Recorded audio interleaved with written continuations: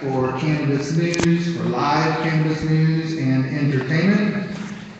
Russ, you can hear Russ 3 p.m. West Coast time every weekday, and he blogs at RadicalRuss.com, writes for High Times, he even blogs for the International Cannabis Business Conference, which, shameless plug, you can check out at internationalcbc.com. And Russ has been a tireless advocate working to pass Measure 91 and any and all cannabis legalization measure across the country. Here in Oregon, he has especially been holding prohibitionists and reefer madness propagandists feet to the fire whenever they spout such reefer madness or engage in unethical or possibly illegal conduct to campaign against us. Mr. Russ Belville is there, so please give it up for Mr. Russ Belville.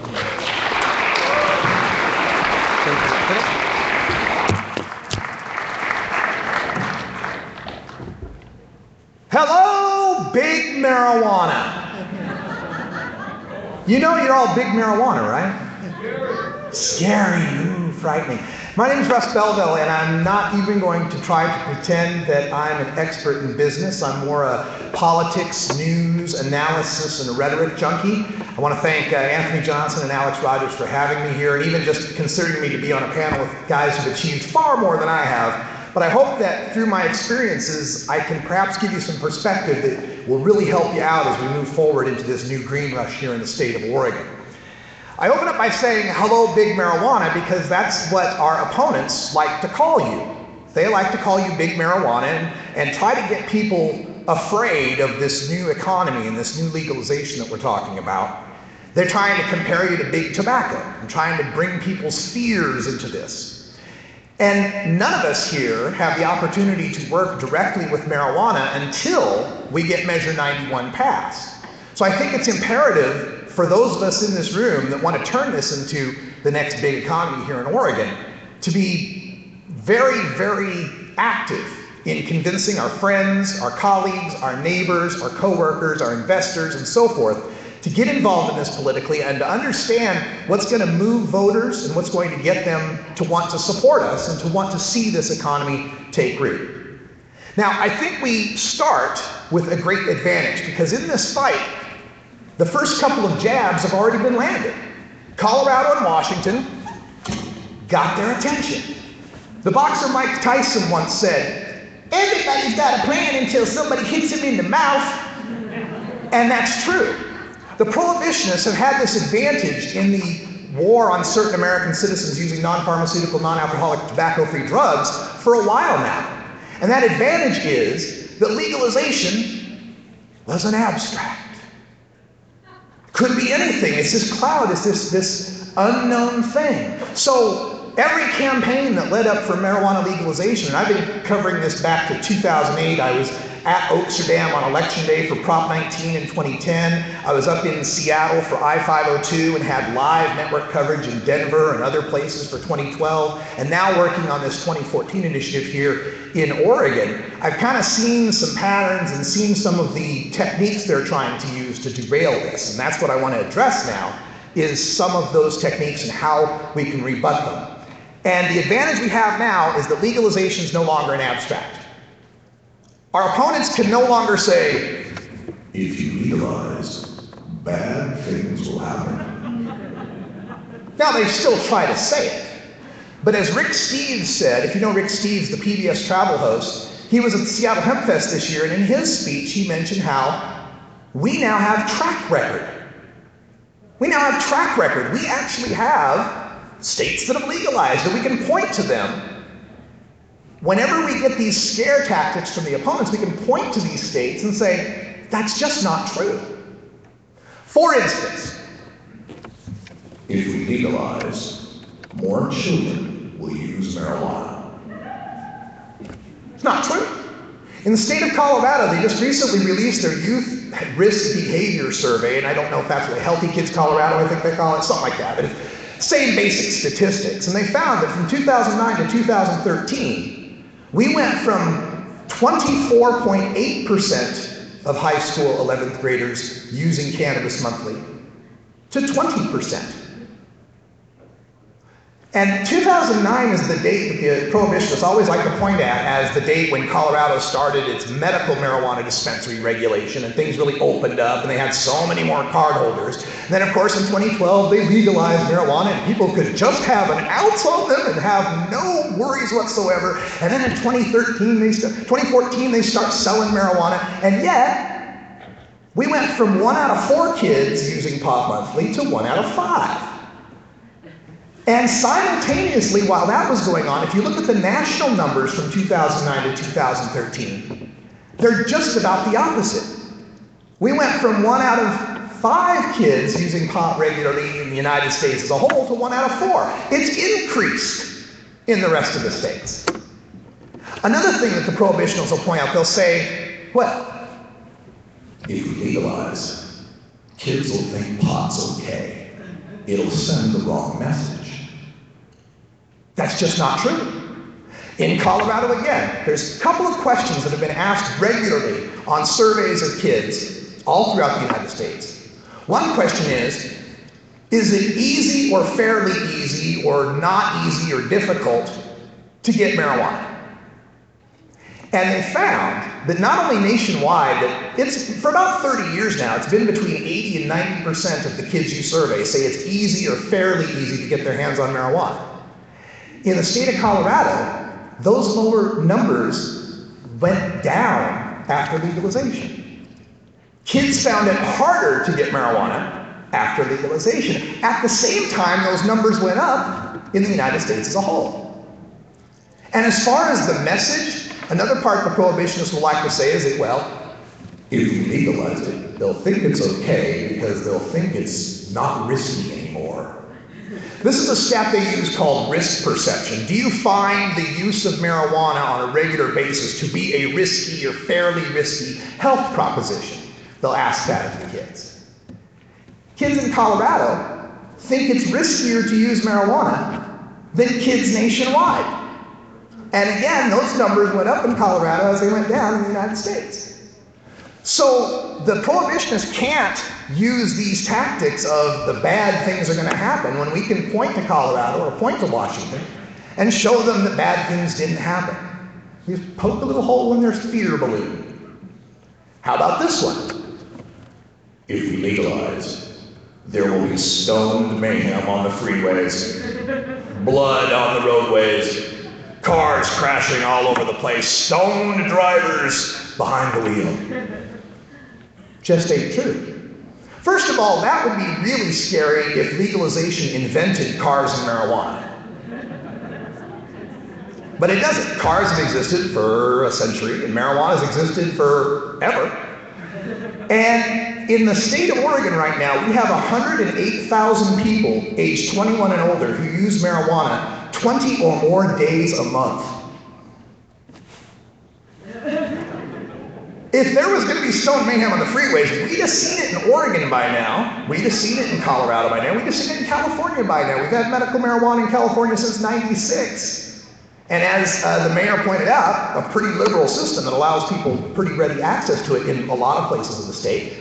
Not only have we not seen stone mayhem on the freeway, but in the state of Washington, the rate of fatalities per 100 million miles driven is 0.77. In Colorado, it's 1.01. In Oregon, it's 1.01. In the United States as a whole, it's 1.31. The roads are safer in Colorado, Oregon, and Washington than they are nationwide, and those figures have been dropping at a rate greater than the national figures have been dropping. Now, I'm not saying that legalizing marijuana or medical marijuana necessarily makes the roads safer. Cars have gotten safer. Roads have gotten safer. We've changed speed limits. We have more patrols. We have airbags. There's lots of things that make the roads safer. But it doesn't seem to be making the roads more dangerous, or else we'd have seen some spike by now. Another trick of the prohibitionists is to say, for every dollar that we make in alcohol and tobacco taxes, it costs us $10 in social costs. I've heard this a lot of times. Kevin said that's a big fan of this one. And it's actually a true statistic. We take in about $40 billion in taxes from alcohol and tobacco annually. It costs us about $400 billion in social costs from alcohol and tobacco annually. This indeed would be a very scary statistic if marijuana were alcohol or tobacco. But it ain't. Alcohol and tobacco are toxic and addictive. They cause cancer and cirrhosis. They cause drunk driving and emphysema. They cause death. Cannabis causes appreciation for jazz.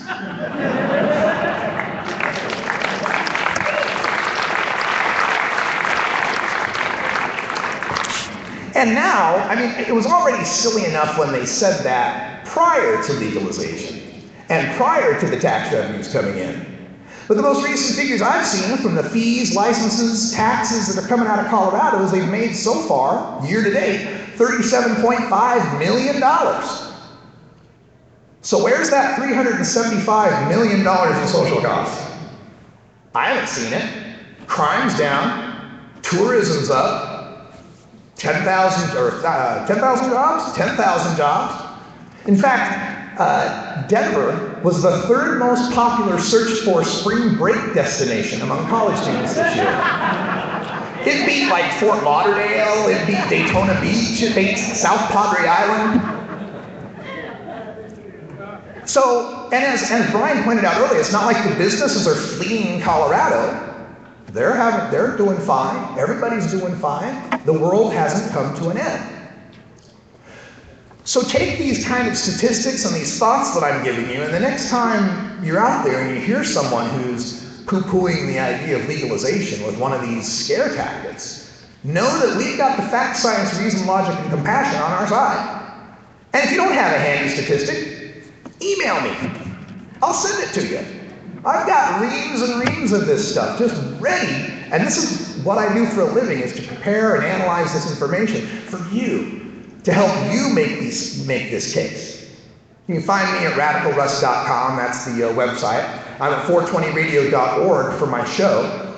We broadcast Monday through Friday, 2 hours of live daily talk radio, analysis, news, information, interviews, a little bit of comedy, tiny bit of music.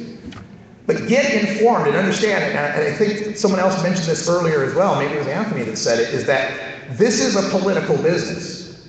You don't get political, you're not going to have a business. We still haven't legalized this yet. And I'm very hopeful, and I've seen great polling on this that says we've got a really good chance, but we have some things working against us.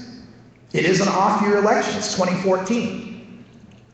Two things you can say about people aged 18 to 29. Number one, by a 2 to 3 margin, or 2 to 1 margin, they support marijuana legalization. Number two, they don't vote. Not in midterm elections.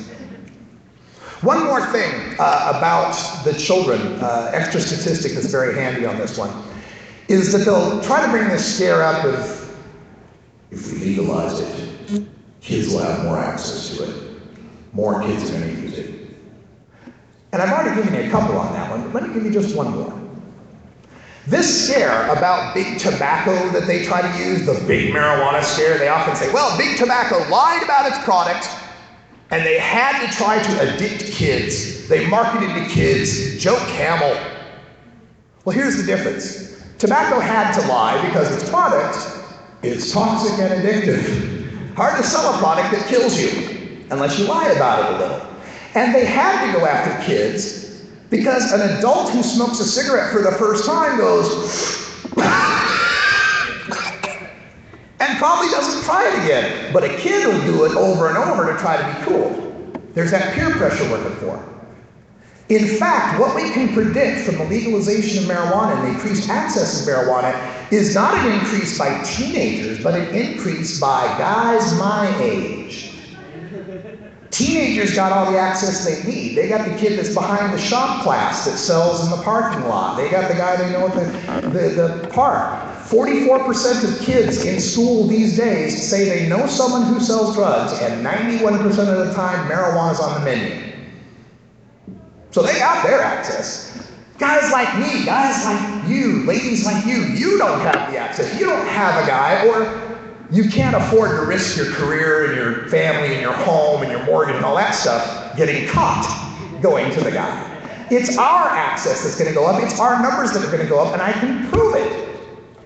In 2002, before we had a massive expanse of medical marijuana in this country and greater liberalization of our belief in legalization, in 2002, the National Survey on Drug Use and Health showed that for every 2 monthly tokers aged 12 to 17, there was 1 senior toker aged 50 and older. In 2012, those 2 kids didn't change. Still the same number of kids smoking pot. In fact, it went down by 200,000 in a decade. But now we've got 3 tokers over the age of 50 for every 2 teenage tokers. It's the AARP set that are going to be the new consumers of marijuana when they realize it can replace the Ambien, the Tylenol, the Viagra, and the Zinfandel they've been using.